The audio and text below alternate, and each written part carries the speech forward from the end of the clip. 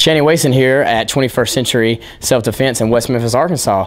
I'm sitting here with Jimmy the Hitman White, and we're going to sit here and talk about his fights on September 22nd. You got a pretty big fight coming up, man. How you feeling? I'm feeling good. Just, days away from the fight, trying to get my weight down and, get everything ready to go. Okay. Jimmy, this is probably one of the most anticipated matchups in V3 or MMA history in the Mid-South, Marion, Memphis area. This fight's been trying to get worked out for almost 6 years now. Why do people want to see this fight so bad? Because we're two of the most banging fighters that any MMA sport around here, our league company has fighting for him. Tripp, he's got some of the best hands in the business. There's only a couple things he's lacking. This is not a boxing sport, it's MMA. But mainly the main reason I want to fight Tripp Carter is to stop all the talk, stop all the millions of fans that love Tripp Carter, and don't matter what Tripp does or what he smokes or who he talks about or what he does or how much he trains. Tripp Carter's the best. In my business, if you want to be the best, you've got to beat the best. So that's why I've wanted to fight him. He's fought in almost everybody out of my gym besides me. He's put up good fights. He intimidates a lot of people. But come September 22nd, it won't be no intimidation. I'm here to fight, and I'm going to be the winner, TKO or KO. Okay, good answer. Speaking of Tripp's millions of fans, Tripp's known in this sport for having so many people. And with this 2012 generation we have going on right now, Facebook, I remember a couple months before this fight was actually made, there was like a little war of words on Facebook.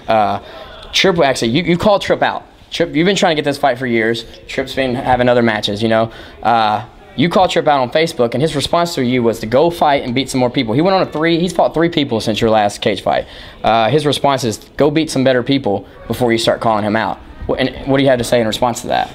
I say he's 10-2. Probably 6 of his wins are 1-0 guys. Never had experience in the cage. Ain't never been hit in the face like Tripp was going to hit him. But me, I'm 8-3-1. A hard record. I fought in Tony Way, Tyler Hatley, Isaac the Iron Man Ware, Tyler Smith. A lot of big name guys, a lot of big guys, hard hitting guys. Tripp's got hands. He has no jiu-jitsu. The war on there, he's telling me to go find somebody and beat him to get to fight him. Tyler Hatley submitted you in the first round. My boy Chan submitted you second round, right? Second round. Something. Yeah. Jonathan Vargas should have beat you. Went 3 rounds with you. Intimidated him. That's the only reason. Jonathan Vargas is a lot better fighter. Man, it's just disrespectful when he tells me to go find more people and fight better people when he's steadily taking fights with like Law Purefoy. Where's that guy at in this? I don't even see him on the card. If he's that good and that was one of your last fights, where's he at? Why ain't he fighting this card? Let's think another one. He's fought his 8-second knockout. Where's he been at since the knockout? Nobody knew of him before the knockout. Nobody's known of him after the knockout. I think his name was Stephen Cornelius. He was a mystery. Still is. Other than that, that's what I've got to say about that. Okay, good answer. Speaking of Jonathan Vargas, you already have enough emotion and build up for this fight. You don't need any more motivation. But does him? He literally picked apart your teammate Jonathan Vargas in a 3-round decision his last time in the cage. Does that give you any added motivation that he beat your teammate in his last fight? Yeah, I'm tired of him coming and fighting 21st Century.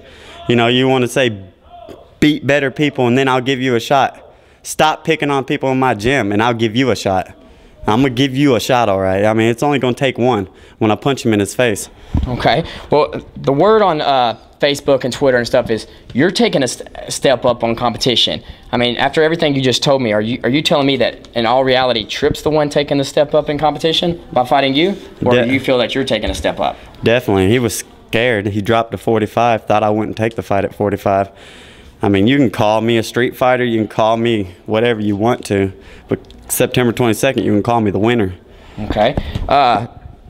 Everyone knows Tripp Carter. Everyone knows what he's about. He got that stand and bang philosophy. He's known for his great technique. He's gotten better since he's joined up with Brian Hall. All people ever talk about is Tripp's stand-up, stand and bang, stand and bang. But he's been with Brian Hall for over a year now. Do you feel any intimidation with him on the ground? Like his last 3 matchups, no one's been able to take him down. As in his first couple of fights, he's gotten taken down pretty easily. Do you feel that if the fight does go to the ground, his jiu-jitsu has gotten better, or do you feel it's bad news if it hits the ground? If the fight goes to the ground, it's over within seconds. Okay. Via triangle, via armbar, just whatever slows up. Okay. Well, with this fight being the most hyped fight that I've been around in the MMA, you know, I've been trying to set this fight for 5-6 years. You know, everyone wants to see this fight. Jimmy Tripp. I actually remember you coming into 21st Century 4 or 5 years ago, and your main intent was Tripp got into the sport a little at first. You wanted to fight Tripp Carter. You've had 13 fights, and you're finally getting Tripp Carter, okay? This fight is hyped. Everyone, Tripp, Jimmy, Tripp, Jimmy. If Tripp's watching this interview, is there anything you'd like to say to Tripp directly? To Tripp. Yeah, I have something to say. You call me scared. You call me not good enough. You're in my sport. I eat, dream, live this sport. When I leave this gym, I'm still in this sport. You live a boxing life. They teach you boxing. You have no MMA. To be in my sport and to say you're better than me and you have no jiu-jitsu, you have no skill on the ground. I don't care if you're training with Brian Hall. Brian Hall doesn't scare me on the ground. This fight's been 4 years in the making for one reason only, because he's been scared and running for the last 4 years. It's time to stop running. Well, thank you. I guess that tells you, I don't have to ask how you predict this fight ending. Well, it's great talking to you, Jimmy. I know you're sweating. You're trying to, you know, you got a few days left for weight cut. One last prediction. One last question. You call it what? Second round? What'd you say? TKO? How do you see this fight ending? First round via arm breakage. Arm breakage. Okay. One more last question.